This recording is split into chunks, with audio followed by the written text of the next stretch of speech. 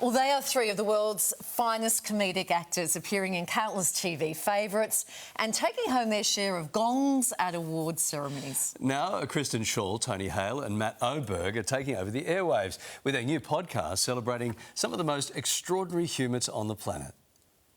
Hey, Gary, do my eyes look puffy to you? I'm surprised they let you run for president because you look 34 tops. Yeah.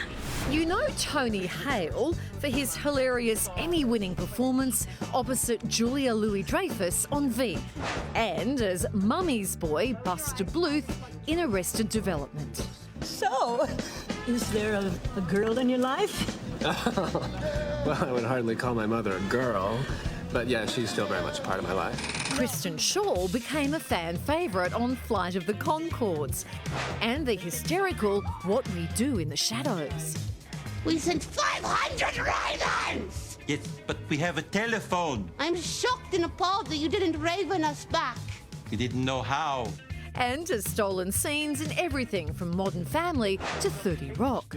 I've had a desk before. I managed a haunted house upstate. But as you know, the haunted house industry is a real boys' club. Meanwhile, Matt Oberg's work as a comedian, writer and actor has seen him appearing in comedy hits like Sisters, Abbott Elementary and The Real O'Neills. I think you made a mistake. My whole life has been a series of mistakes. You're gonna have to be more specific there, champ.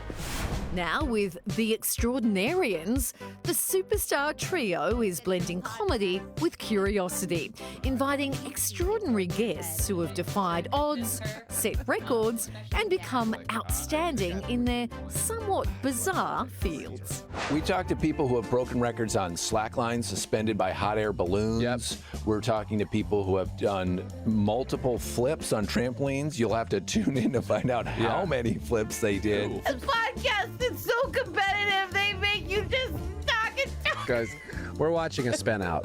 Please subscribe.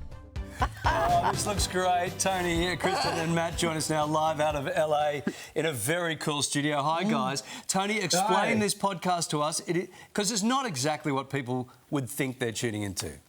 Yeah, we find extraordinary people who have broken records, a lot of them broken records, and they are doing things which we never have and probably never will do, but we're kind of fascinated by it.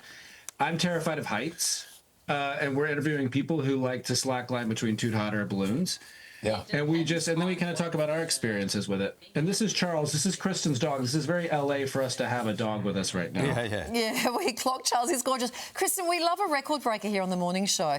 Who have been some of your fave guests so far? Oh man, I can't choose one, but if you're gonna force me, Australia, I guess I really like Mike Jack. He eats heat. He's from Canada, and he's eaten like 134 hot peppers over and over again. Just lays down on a tile floor in a hotel bathroom till the pain passes. Love him.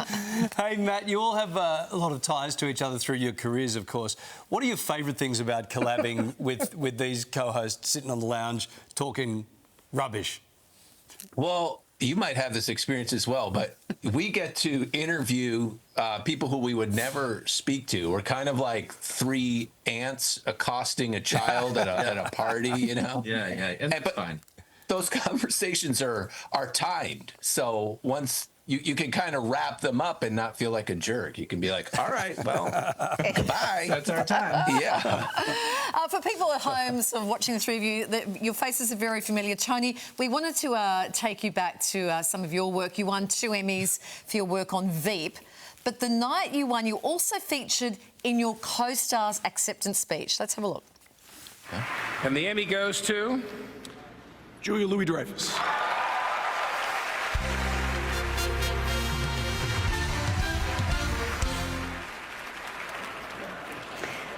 Thank you. I'd like to thank my family. Well, what sort of memories does that bring back? Because it was just such a beautiful moment and so funny. Absolute terror. No, she called me that morning and she said, hey, I'm thinking about if I win, I want you to carry my purse. And I was like thinking, oh, you are going to win. And this is going to be on national television and we don't know what we're doing. But thankfully, I think it worked out. And she's obviously just a joy to work with. Matt worked on Veep with me and just knows how much fun she is. Was not invited to the Emmys, so I don't know. It's weird. Well, it sounds like a podcast topic right there. I wasn't invited. Kristen, you're so loved for all your acting work, but you know your voice work's incredible too. Shows like Bob's Burgers and in Toy Story 4, of course. When did you realise you had this unique gift and talent? I guess when my voice didn't change, but my body did. That's when people started pointing out, like, do you really talk like that? And I remember being in the car with my mom in high school, and I was like, Mom, do I sound weird? And she was like, yeah. But so you actually like embraced that and went, I'm going to do something with this, or did it just sort of come naturally? I did always think that I should do cartoons, but I did get told in college when I was in acting school that I would never make it with this atrocious lisp, and I had to ignore it, step back, say, did I really want this, and just fight harder, and then this voice kind of became my superpower. Yeah, well, that's a really important lesson. And look at you now on Australian morning TV. You've made it. You know I love Australia. Oh, well, we love you too. Hey, Matt. I won the Melbourne Comedy Festival in 2008. Just because they're far away, you don't have to shout. Yeah, that's right. Sorry. I think your voice only got to Hong Kong. Sorry. Yeah. Hey, Matt, you've starred in two of the most critically acclaimed comedies of the last couple of years, Hacks. Love that show. And Abbott Elementary, equally as good. Can you tell when a show is going to be sort of special when you do those first read-throughs in the script? Or is it not until when you have all the cast assembled that it really comes to life and you can see what it's all about? You know when it's going to be horrible. That's easy to tell, but it's hard to tell if it's going to be really good. I think you just have to get lucky with so many things for shows. It's really hard to make good television. So, no, maybe other people can, but I can't really tell. Okay, guys, this is an important one. Working on this podcast, no doubt you've thought about the records that you should try and break yourself. So just talk us through those. Surely you've sat there and gone, I can walk from one hot air balloon to another on a slack rope. Easy. What have you thought about doing? We've looked up, like, what's the longest podcast episode, and that was an immediate no, because it's over, you know. We'd lose viewers. Yeah. I do like a McFlurry at McDonald's. I'd like to do something with that. Just have one and see if that's enough. Maybe a guy who eats McFlurries while singing Sound of Music. Sounds... Well, we had a gentleman who scuba dived in like 12 continents. There were only 7, so that was really, really impressive. Yeah. He wrote records like through the universe. Yeah, it sounds like your fact-checking department is as good as ours.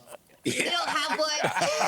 That's okay. We're morning hosts. We didn't even pick up on that. Hey guys, great show. So are you telling me there's not 12 continents?